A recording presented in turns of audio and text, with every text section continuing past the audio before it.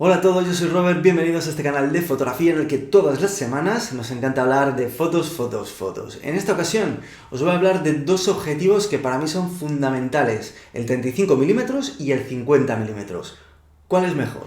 Bueno, en realidad yo os diría que los dos. Yo personalmente resuelvo prácticamente el 95% de todos mis trabajos, tanto profesionales como pues por puro ocio, por disfrutar, con estos dos objetivos. En mi caso, trabajo con cuerpo reflex Nikon, con lo cual, pues bueno, podéis buscar los equivalentes en la marca que trabajé, ya sea Canon, Sony, Fuji, etcétera, donde más o menos funciona lo mismo. Lo que sí hay que hacer una pequeña distinción es si utilizamos el 35 y el 50 mm con cámaras de sensor pequeño APS-C o incluso micro 4 tercios. ¿Por qué? Porque aquí tendremos que tener en cuenta el factor de recorte y no llevarnos a engaño, entre comillas engaño, porque ya sabemos que el factor de recorte en un cuerpo, por ejemplo, como mi Nikon D5300, que hay que multiplicar por 1,5, pues no podemos considerar el 35 mm como 35, tenemos que considerarlo como 50 por la multiplicación.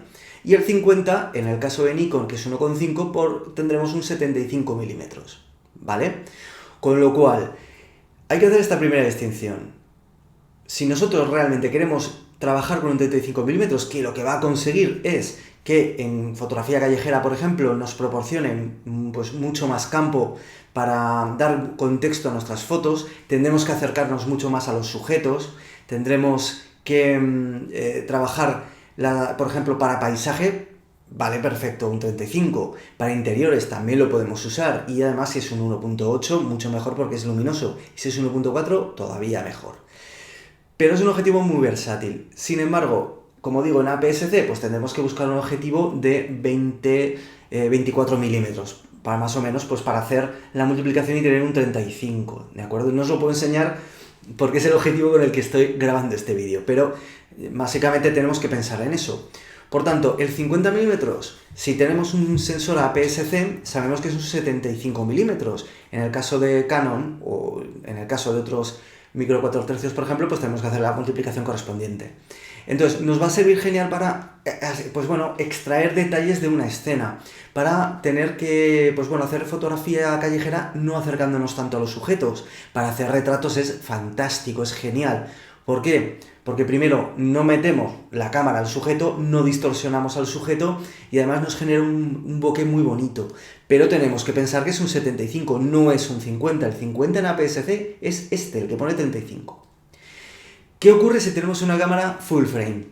Bueno, si tenemos un sensor completo, aquí ya no hay factor de recorte. El 35 es 35 y el 50 es 50.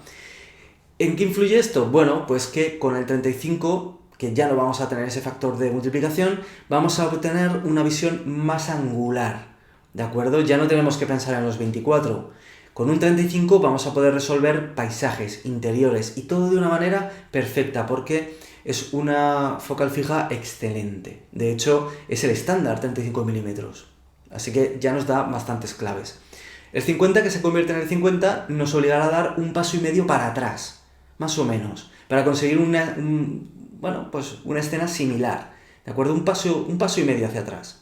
Esto es muy beneficioso, por ejemplo, para la street, porque no tendremos que acercarnos tanto, porque nos permite, casi os diría que lo que vemos con nuestros ojos lo vamos a ver en el visor de la cámara, y es una forma espectacular de conseguir imágenes muy, muy, muy bonitas. Pero tenemos que saber que no se va a convertir en un tele más largo, con lo cual tendremos que llevar en nuestra mochila un 85 milímetros, un 105, etc. Esto hay que tenerlo muy en cuenta, ¿vale? Porque hay muchas dudas con los factores de recorte y es súper sencillo, simplemente multiplicar, saber qué modelo es nuestra cámara y entonces no llevarnos a engaños, no pensar que disparamos cuando usamos un 35 a 35 milímetros con sensor APS-C porque realmente lo estamos haciendo a 50. Y lo mismo pasa, ¿de acuerdo? ¿Cuál es la mejor lente? Las dos. Es que el precio está tirado. Es que podemos tener un equipo perfecto para trabajar en cualquier situación comprando estas dos lentes de manera única. Si nos gustan más los zoom, perfecto. A mí me gustan más las focales fijas, porque nos obliga más a movernos, a buscar los encuadres, a pensar un poco más. Pero es cuestión personal.